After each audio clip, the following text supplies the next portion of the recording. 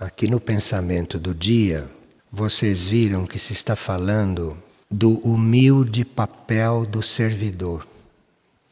O pensamento está colocando ênfase sobre a humildade. Isto porque, quando se entra no caminho, em geral, a gente espera um caminho à nossa maneira. A gente espera que no caminho vão acontecer aquelas coisas que a gente sempre imaginou. E tem pessoas, inclusive, que entram no caminho porque já estão cansadas do caminho normal. Ou tiveram algum trauma lá no caminho normal, com a família ou com qualquer coisa, então entraram no caminho. E essas pessoas geralmente esperam do caminho o que eles teriam se tivessem se dado bem lá no outro. Então, nós precisamos de humildade no caminho, porque nunca sabemos de antemão o que o caminho vai nos apresentar. Então nós não entramos no caminho para estar numa coisa que nós estamos buscando de uma certa maneira. Por exemplo, eu posso imaginar, não que estou aqui neste caminho para fazer tudo o que eu quero, tudo o que eu gosto, tudo o que eu acho bom. Quer dizer, isto tudo é falta de humildade. Nós, quando entramos no caminho, não esperamos nada. Porque se é um caminho evolutivo, tudo que ele vai nos apresentar é completamente distinto daquilo que nós prevíamos, daquilo que nós fazíamos. Inclusive, as nossas qualidades, as nossas capacidades, tudo isso nós temos que entregar quando entramos no caminho. Porque o caminho é aquilo tão inesperado e ele serve, inclusive, para fazer emergir em nós coisas completamente novas. Então, se vocês entram no caminho para fazer uma coisa da ideia de vocês, vocês estão frustrando a experiência no caminho. Porque o caminho não é para fazer vocês fazerem uma coisa como vocês sabem fazer. O caminho é o novo, o caminho é o inesperado, o caminho é o desconhecido.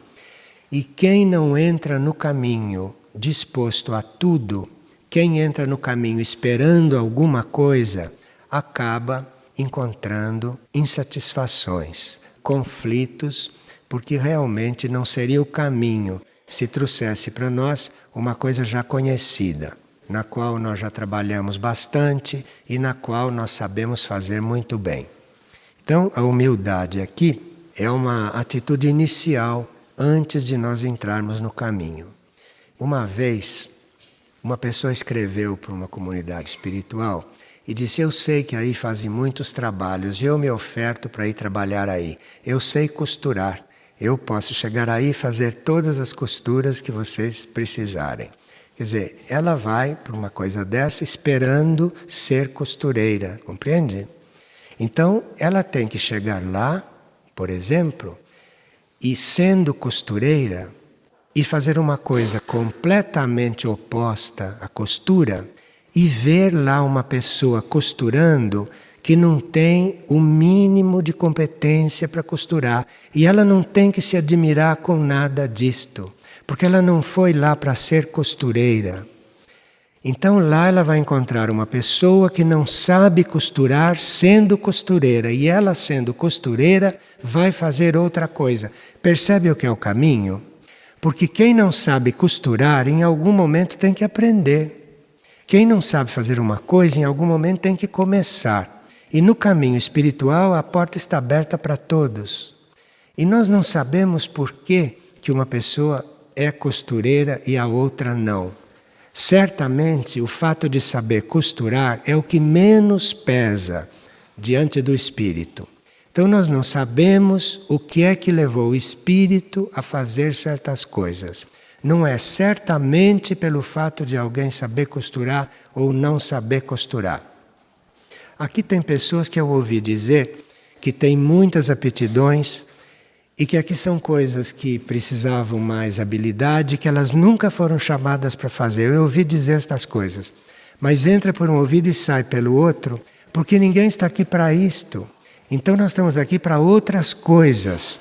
E deve haver uma razão profunda Deve haver uma razão real para que haver, por exemplo, alguém que sabe fazer uma coisa muito bem feita e que esteja fazendo outra. E que aquilo que ele faz bem feito esteja sendo mal feito. Pode acontecer isto. E que problema há nisto?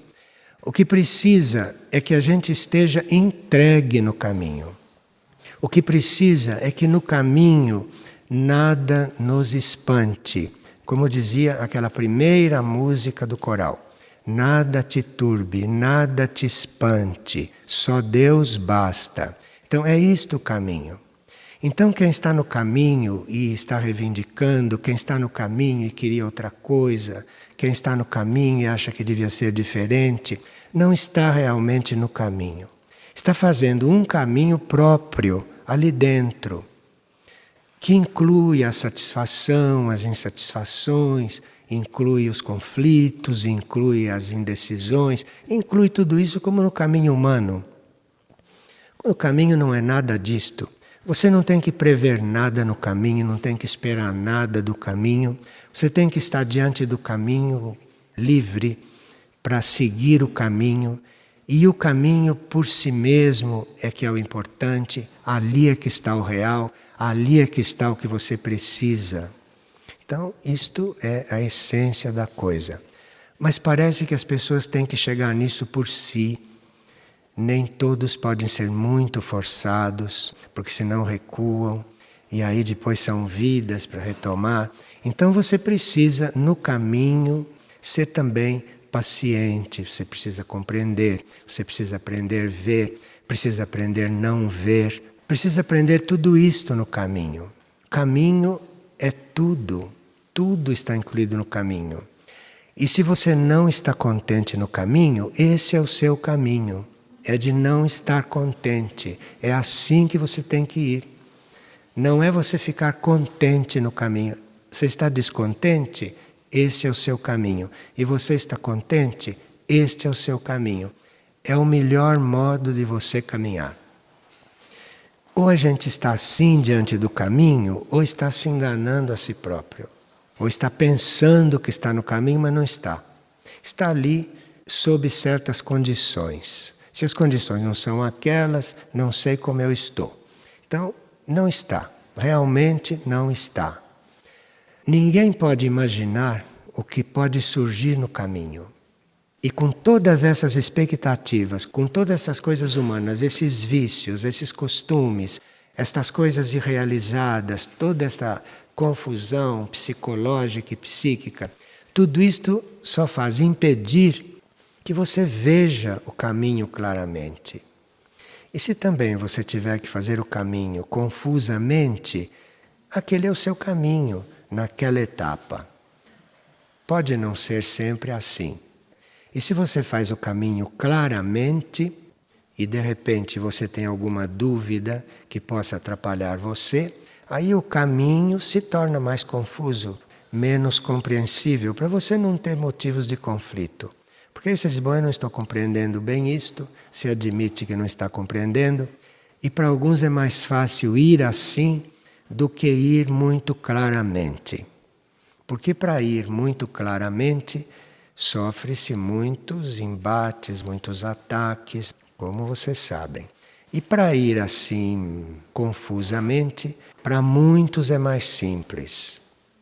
Porque naquelas coisas assim que parecem não claras do caminho, a personalidade ou o ego tem aquela sensação de que estão fazendo o que querem. O que é também só uma ilusão. Porque na realidade ninguém está fazendo o que quer nunca, dependendo de que querer é este. O que quer realmente em nós é uma mônada, aquela sim quer. Então aquilo ali quer, aquilo é o querer.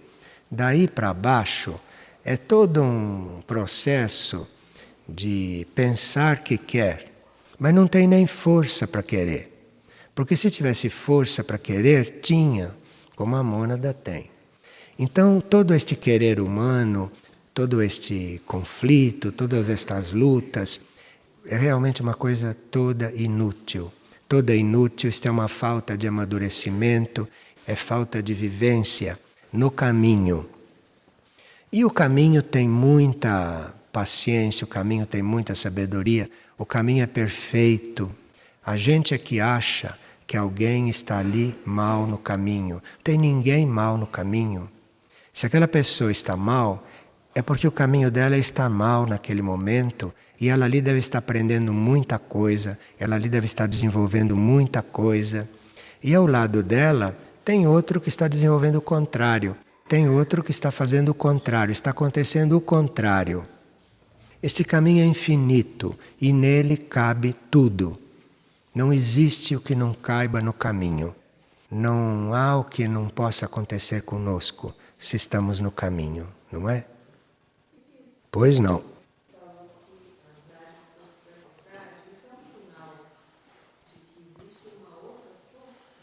Ela está dizendo que nela o ego sente que há uma outra força, né? Isto é aquele ponto em que nós já temos condições de sermos observadores. Então, se você, como ego, não? Agindo como ego, sente que tem uma força maior, que é aquilo que realmente é, se você já sente isto, então você se considere já um observador. Então você agora já pode recuar de tudo isto e olhar isto um pouco à distância. Olhar esse quadro todo à distância. Você fica observando tudo o que acontece, que você vai ver. Você vai ver você viver como se fosse um bonequinho andando e você observando. Tem que chegar nisto. E aí você vai ver que este bonequinho que anda tem várias vontades. Tem vontade mental, tem vontade física. Mas você vai ver que acima disto tem um núcleo coordenador, tem um núcleo que rege essas vontades, que busca organizar estas vontades, que busca unir essas vontades, que busca colocar essas três vontades numa mesma direção. Você vai vendo isto, você vai vendo. Então, como observador, você vai ver quando age um, quando age outro. E aí você vai poder optar. Não, eu agora vou agir assim, com aquele núcleo. Vou ajudar aquele núcleo. Então você vai ajudar. Você entra como colaborador no seu ser, como colaborador de um trabalho evolutivo que está acontecendo ali, um trabalho de construção que está acontecendo ali. Porque isso é uma construção da vontade. Toda esta pequena vontade do ego, da personalidade, isto tudo tem que ser reunido, tem que ser arrumado, tem que ser purificado, tem que ser reconstruído às vezes. Depois de reconstruído, depois de arrumado, curado, isto vai ser elevado e vai se fundir numa outra vontade. Nós temos vários níveis de vontade. Mas para a gente ver cada um e vê-los funcionando, precisa que a gente se torne observador de si mesmo, porque tudo isso somos nós mesmos. E nós aprendemos a observar observando os outros, que é mais simples. Então, fora de nós, mais simples você vê. Mas a uma certa altura na sua evolução, você inverte este processo e começa a observar você. Mesmo porque em você vai ver o outro muito melhor. Mas isso você vai descobrir mais tarde. Então, aí você vai observar você. Aí não vai escapar mais nada de você. E aí você vai conhecer o outro muito melhor. É um processo isto. O ego, não? Este que é tão importante para todos, é um núcleo que tem uma vontade bastante desenvolvida, não? Que vê as coisas à sua maneira. Só que vê as coisas num âmbito material. O ego não pode ver, por exemplo, a realidade espiritual, porque é outro plano. O ego está no plano da matéria, matéria mental e física. Então o ego não pode ver, por exemplo, algo do espírito. O espírito que tem que mandar para ele ver, ensiná-lo a ver. Mas ele não pode ver isto. Quando o ego chega a compreender isto, que ele não basta, que ele para ser mais, para ele compreender mais, para ele evoluir, que ele precisa de um outro que está mais acima. Quando o ego chega neste ponto, o ego está salvo. Aí este ego não vai se perder naquilo que ele tem de melhor, porque aí ele já está no caminho de ser absorvido. Aí vão acontecendo nele várias purificações, vão acontecendo nele várias fusões, vários processos de cura, e ele vai sendo absorvido, a essência dele vai sendo absorvida. E este ego é absorvido naquilo que ele tem de essencial, não naquilo que ele tem de material. Então o ego já entra neste caminho, e se ele tem consciência deste caminho a uma certa altura, ele se deixa levar. A uma certa altura ele se deixa levar.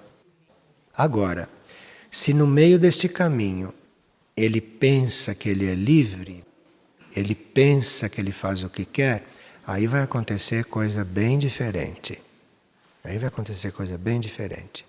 Aí o ego entra num processo de quase dissolução, em certos casos. Se não for recuperado, ele pode ir por um processo degenerativo. Agora, este ego, bem tratado, iluminado pela alma, este ego já se elevando, também pode ter abnegação, este ego pode ter devoção pelo divino, pelos planos mais altos. Então é esta parte do ego que vai se elevando, que vai sendo transmutada, e a gente está aqui, a gente está vivendo com tudo isto. Claro que se o ego já está neste ponto, já tem outra vontade funcionando em nós. Já tem outro núcleo nos guiando mais diretamente. Mas isso tudo está ligado a estes movimentos do ego, a esta evolução do ego.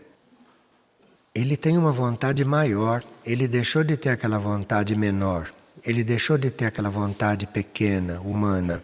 Ele tem uma vontade maior agora. Ele tem a vontade de ser absorvido, ele tem a vontade de sumir, ele tem a vontade de desaparecer, de acabar. O ego que tem essa vontade de acabar, isso é um ego que está bem encaminhado.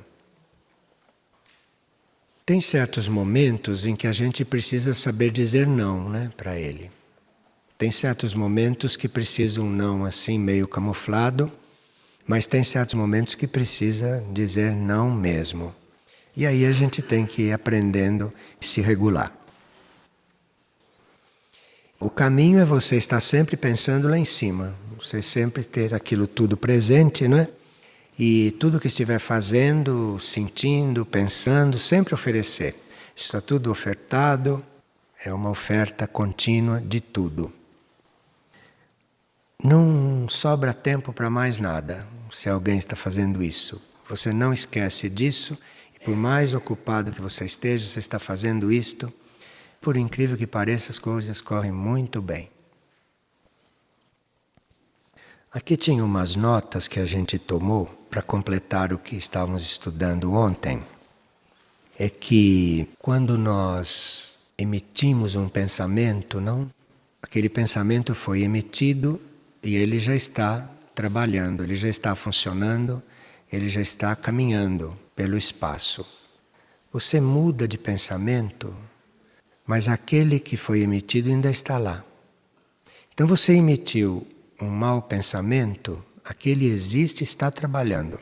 Você modificou esse pensamento, você tem que ir atrás do outro. Porque o outro já foi, o outro já está fazendo o trabalho dele.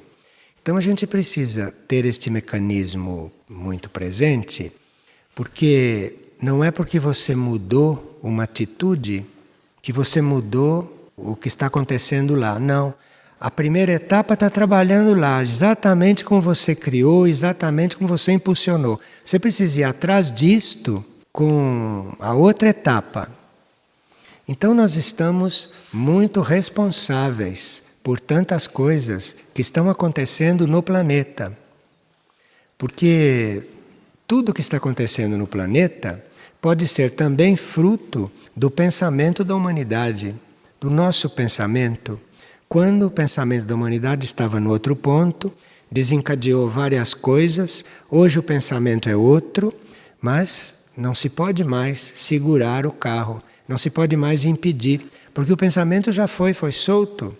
Nós temos que ter estas coisas presentes, porque é a única forma de nós perdermos este apego a este nosso pensamento do ego, porque a única coisa que pode ir além deste pensamento no espaço, a única coisa que pode compensar não é outro pensamento, porque outro pensamento é outro pensamento, não vai tolher o trabalho do primeiro.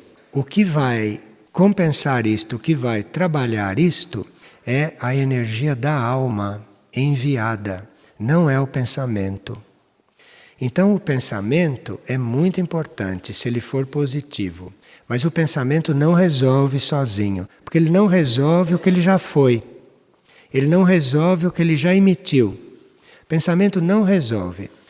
O pensamento é para uso prático de certas coisas. O pensamento é o da alma. A ação é a da alma, o sentimento é a da alma, e isso é o que nós temos que estar buscando. Então, esta energia da alma, esta sim, tem condições de irradiar, de sair pelo espaço interno, de lidar com o espaço interno, de forma a realmente transformar as coisas. Mas pensamento, isto se for positivo, melhor do que se for negativo. Mas se ele já foi negativo e depois se tornou positivo, são duas coisas que não resolve. Uma não resolve a outra. Então nós temos que realmente sair deste nível e aprendermos a usar este mecanismo. Porque isto é um mecanismo que cria coisas. Isto é um mecanismo que cria imagens, cores, acontecimentos. Isto é um mecanismo poderoso. E nós não temos como lidar com aquilo que já foi emitido. Mesmo que a gente modifique a coisa que estava emitindo, o que já foi, já foi. Então nós temos que estar atentos a todo momento ao que estamos pensando, tendo tudo isto presente, mas ao mesmo tempo estarmos realmente em outra coisa. E estarmos contando com esta energia da alma, com esta energia interior, com esta energia espiritual, para realmente ser o nosso movimento nesses outros planos. E não o pensamento ser o nosso movimento nesses outros planos.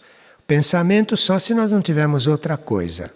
Só se não tivermos a energia da alma, só se não tivermos esta energia espiritual que está sim onde tem que estar, nos planos internos, e que aí isto sim vai se resolvendo, isto tudo vai evoluindo, vai se ampliando. Então são dois níveis diferentes de ação. E o pensamento nós vamos trabalhando aqui. Cuidar do que está pensando, porque o que você está pensando, você está criando uma imagem lá no plano mental. E depois você pode mudar de pensamento, mas aquela imagem ficou lá. E você ficou o criador daquela imagem que está lá. Então precisa ter esta consciência, que é para a gente finalmente desistir deste jogo.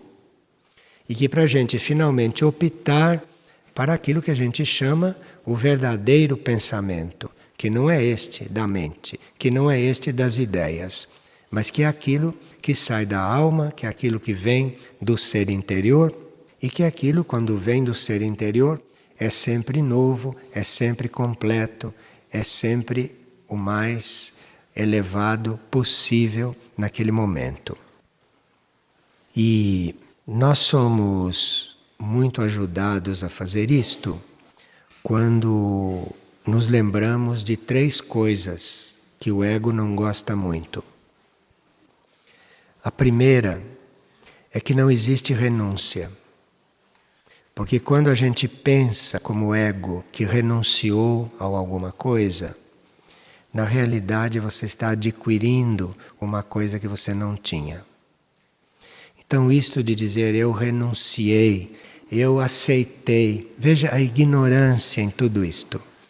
Porque quando isto acontece, se é que acontece direito, se é que você realmente renuncia, se não foi um comportamento só externo, mas lá dentro você está com a coisa bem presa, digamos que renunciou. Ela não fez nada demais. Porque se ela renunciou, ela vai adquirir algo que ela não tinha e que não cabia dentro dela porque ela não conseguia largar aquele entulho, não conseguia largar aquilo que não lhe servia mais. Porque o ego gosta das coisas que não servem mais. Ele gosta das coisas que ele já conhece, que já trabalharam com ele, que ele já sabe que é boas. Esses são os bons egos. Então, esses bons egos são muito ligados às coisas boas, às qualidades. E quando eles têm que renunciar a uma qualidade, ele, como ego, tão limitado que é, acha que está perdendo alguma coisa, acha que está se cerceando, acha que está se diminuindo, acha que está deixando de ser o que ele é, ignorante. Porque se ele realmente está renunciando, se estivesse renunciando, não estava nem tocando no assunto. Mas se está tocando no assunto é porque não renunciou. Se está pensando é porque não renunciou. Mas digamos que alguém realmente renuncia a alguma coisa. Ela não perdeu nada. Porque no lugar daquilo vai ser colocado algo que jamais seria colocado se não tivesse espaço. Então isto é muito importante.